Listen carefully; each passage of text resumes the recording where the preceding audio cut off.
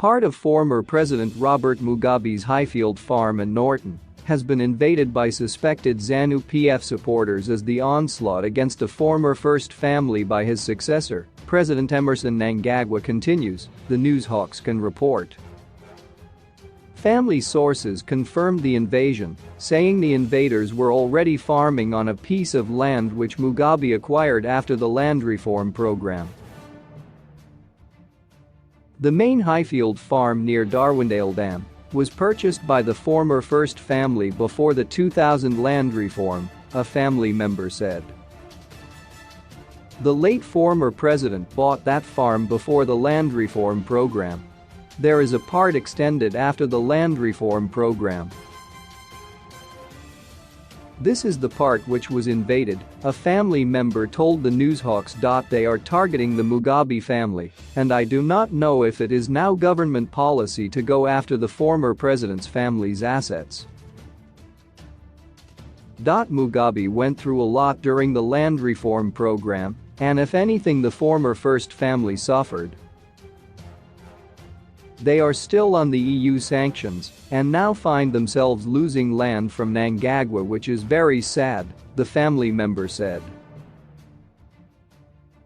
Mugabe, the chief architect of the land reform program, was often accused of using brute force to hound out white farmers.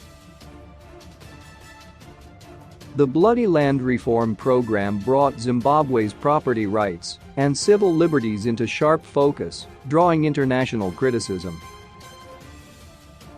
Zimbabwe would eventually be placed on sanctions which are still haunting the country years after his remains were interred in a courtyard at his rural Zvimba home.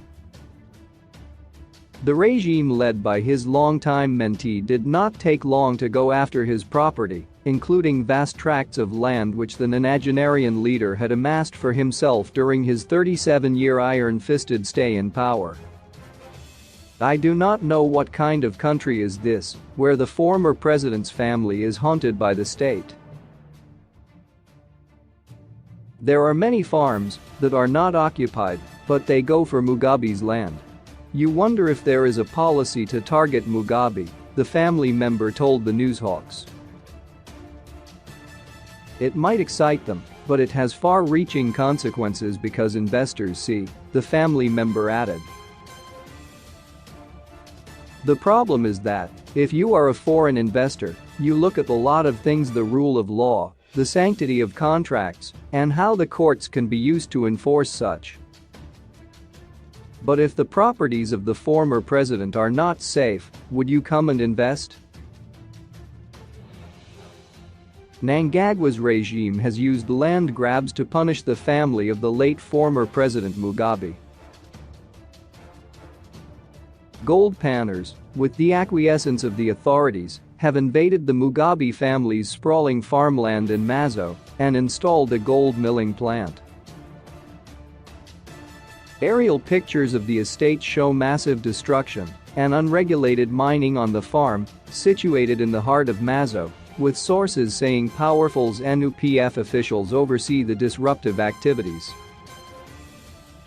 Gold mining activities have gone on for months, while attempts to evict the panners from the estate are proving futile. You have a former president who was the frontrunner of the land reform program. He dies and the next thing you go after his farms. Any serious investor would look at what is happening. Some of Mugabe's closest relatives have also been hounded off their farms, with Walter Chidhakwa's wife also losing her farm to ZANU-PF officials.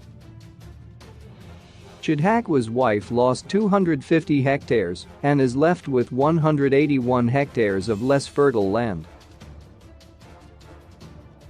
The late Robert João, Mugabe's nephew, 2 years ago lost his farm to Sports Minister Kirsty Coventry. Coventry snatched João's Cockington farm and Zvimba. Grace's sister Shuvai Gumbachuma also lost her Kachir farm and concession to a top ZANU-PF official in 2018. Former Higher and Technology Minister Jonathan Moyo's farm was grabbed during the late Lands Minister Perrance Shira's tenure. He is still locked in a legal battle with the state following the withdrawal of an offer letter for his farm. He argues the move was politically motivated. TWO years ago, a group of war veterans also invaded exiled former cabinet minister Saviour Kasukiwire's farm. Kasukiwire has been fighting in the courts to stop the land seizure. Anyone who was supportive of Mugabe is losing their farms, even his sister Sabina, who died a long time ago, lost her farm too, the family member said. I do not think I would support anyone who would go after Mnangagwa's properties after he dies. It is never logical. For me it is a banana republic.